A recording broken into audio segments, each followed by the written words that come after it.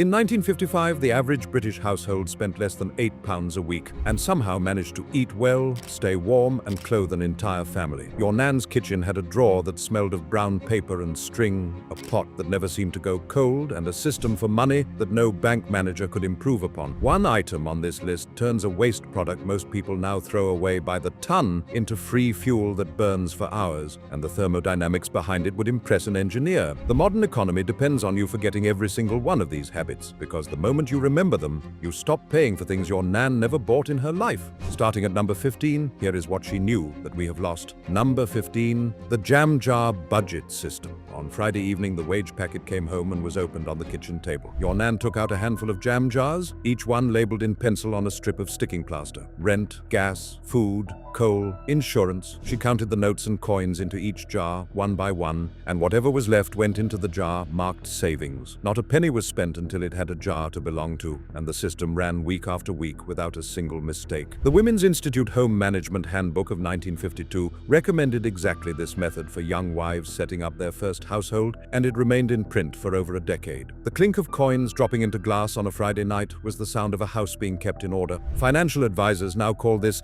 zero-based budgeting and charge £150 an hour to teach it on a webinar. Your nan did it with 6 jars and a pencil stub, and she never once missed a bill. Number 14, ministry-approved bone stock. The moment the Sunday roast was carved, the carcass went straight into the big aluminium pot with onion skins, carrot peelings, a stick of celery if there was one, and a bay leaf. It sat on the back of the stove for hours, barely bubbling, while the fat rose and the marrow gave up every last trace of goodness. The Ministry of Food's kitchen front broadcasts during rationing actively recommended this as one of the cheapest ways to keep a family nourished, and district nurses in Sheffield and Salford praised it in their weekly rounds. By Monday, the stock became soup, thickened with barley or lentils and whatever vegetables were to hand. One chicken at 2 shillings produced a roast on Sunday, stock on Monday, and soup by Tuesday, 3 meals from a single bird. We now buy a carton of stock for £2.50 that contains more salt than substance. Your nan drew hers from bones, patience, and a pot that never got a day off. Number 13, turning shirt collars and cuffs. When the collar on a work shirt began to fray, your nan did not bin the shirt. She sat down with a stitch ripper, carefully unpicked the collar from the neckband,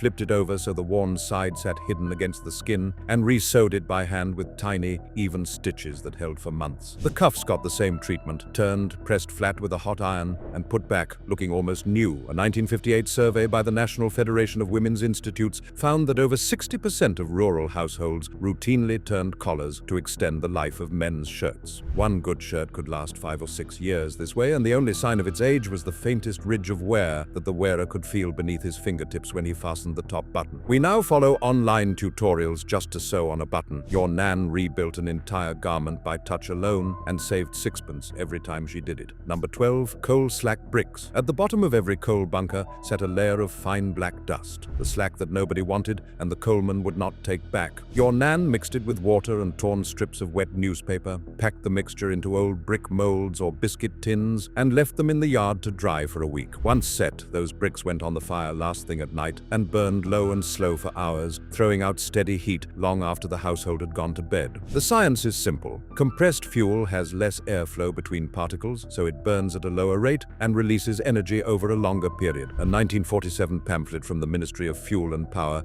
encouraged this practice during the post-war coal shortage. The smell of a banked fire in the morning, warm ash and a faint glow behind the grate meant the house never went fully cold. This was not making do with rubbish. This was thermodynamics, and your nan understood it without ever hearing the word. If any of that sounds like your own front room, hit subscribe, because the habits further down this list cost nothing and the thinking behind them is remarkable. Number 11, the string and paper drawer. Every length of string from a parcel delivery was untied, wound into a neat coil, and dropped into the second drawer down in the kitchen. Every sheet of brown paper from the butcher was smoothed flat on the table, folded twice, and then added to the pile. Rubber bands from the postman went around the handle of a wooden spoon that stood in a jar by the window. Nothing that entered the house as packaging was ever treated as disposable disposable. A 1954 report by the University of Essex on domestic economy and working-class households noted that the reuse of packaging materials was almost universal among women who had lived through rationing. When a birthday present needed wrapping or a shelf needed lining, the drawer provided. The rustle of that brown paper, slightly waxy from the butcher's counter, was the sound of a house that wasted nothing. We now spend £3 billion a year on gift wrap that goes straight in the bin. Your nan wrapped everything from a drawer that never needed restocking. Number 10. Growing food in every crack. Tomatoes ripened on the kitchen windowsill in old tin cans punched with drainage holes. Rhubarb came up by the back fence every spring without being asked. Runner beans climbed a wigwam of sticks tied with, naturally, string from the drawer. Potatoes grew in a dustbin filled with soil and straw, and lettuce went in wherever there was a gap between the paving stones. The National Food Survey of 1960 estimated that homegrown produce saved the average allotment-holding family around 15 shillings a week during the growing season, almost a full day's wages for a factory hand. The rough feel of a sun-warmed tomato pulled straight off the vine and eaten over the kitchen sink, still gritty with soil, that was a flavor no supermarket has ever matched. Surplus went to neighbors in exchange for eggs, a jar of chutney, or a favor owed. This was not subsistence gardening. This was a household that turned every spare inch into a larder. We now call this grow your own and treat it as a lifestyle trend. Your nan called it keeping the family fed. Notice something about every item so far. Not one of them required a special purchase. String from a parcel, bones from a roast, dust from the coal bunker, scraps from the garden. The raw materials were already in the house. Your nan did not go out and buy solutions. She looked at what was already there and refused to let it be useless. The items coming next take that principle even further. Number 9. Rag rugs from worn-out clothes. Old coats, dresses, and trousers too far gone to patch were not thrown away. They were cut into strips about an inch wide with a pair of kitchen scissors and sorted into piles by color on the kitchen table. A piece of Hessian sacking, sometimes an old potato sack from the greengrocer, was stretched across a wooden frame, and each strip was hooked through the weave using a sharpened wooden peg or a bent nail set into a cork. Row by row, a thick, warm rug took shape, planned entirely by eye and color sense alone.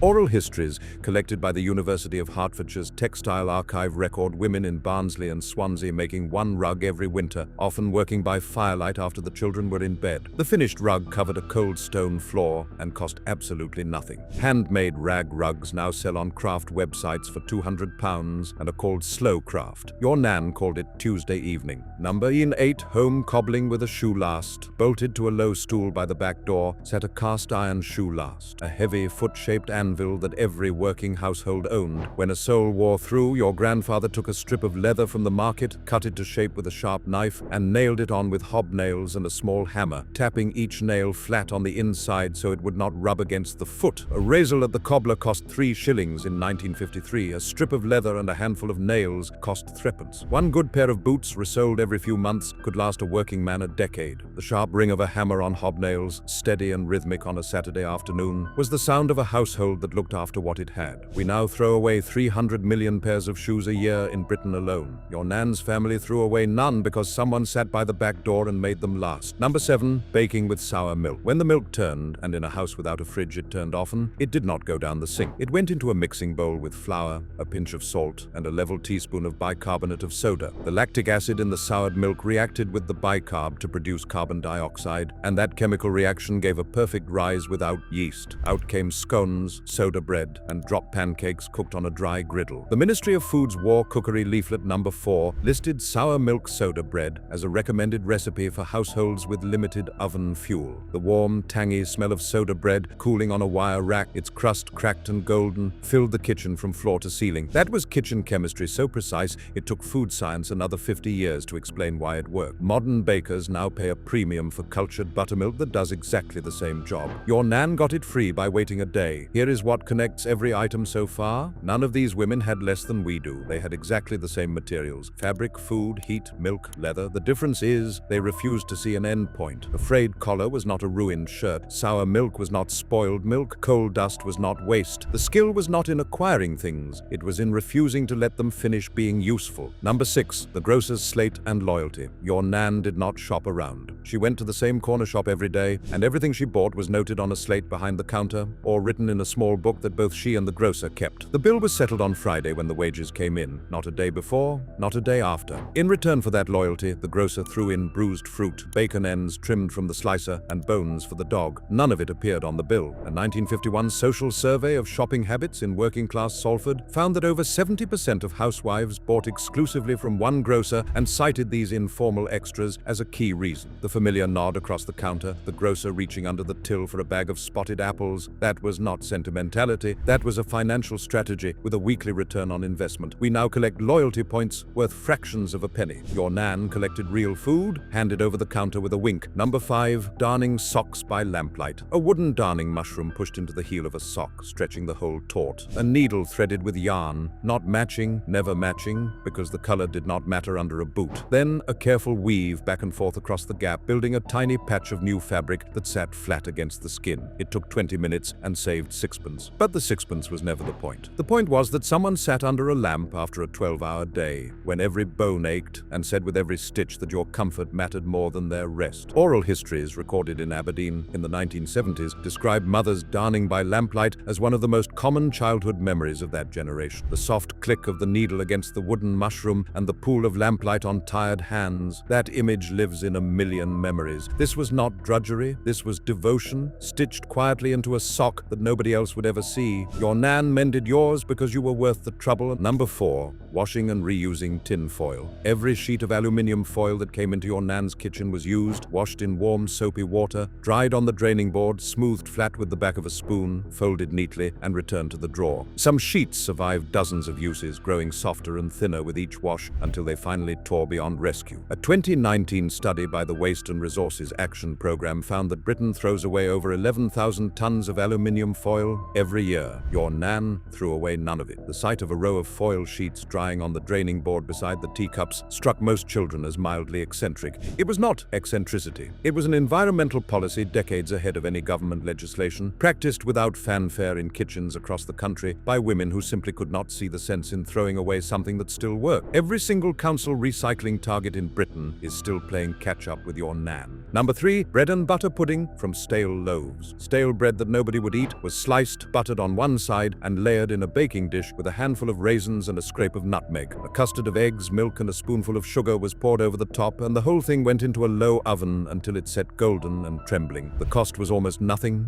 Stale bread, 2 eggs at 4pence, milk from the doorstep, and a pinch from the spice tin. The 1948 edition of the Ministry of Food's recipe collection listed bread and butter pudding as one of its top 10 ways to avoid waste. The warm, sweet smell of custard and nutmeg drifting through the house on a Sunday afternoon made every room feel safer. Every modern British cookbook still includes this recipe, and not one of them will admit it was invented by women who simply refused to waste a crumb. Restaurants now charge £12 for a portion and call it a classic. Your nan made it because the bread was going stale. Number 2, the hand-me-down chain. One winter coat entered the family when the eldest child started school, and it did not leave until the youngest outgrew it, sometimes 8 or 10 years later. Hems were let down as each child grew, elbows were patched with squares of matching fabric saved from an older garment, buttons were swapped when the originals cracked, the lining was replaced, sometimes twice, using an unpicked flour sack or a length of cotton from the market at 10pence a yard. By the time that coat reached the last child, it had walked to school 1,000 mornings, stood in the rain at 100 bus stops, and carried conkers and sweet wrappers in every pocket. A 1957 survey by the National Council of Social Service found that the average working-class family kept clothing in active use for more than twice the period considered normal by manufacturers. The rough warmth of a hand-me-down coat, a little too big in September and a little too small by March, is something every second or third child remembers. We now buy fast fashion that falls apart in a season. That coat held together for a decade because someone kept stitching love into its seams. Number 1, bread and dripping. One chipped enamel bowl sat beside the stove in every kitchen.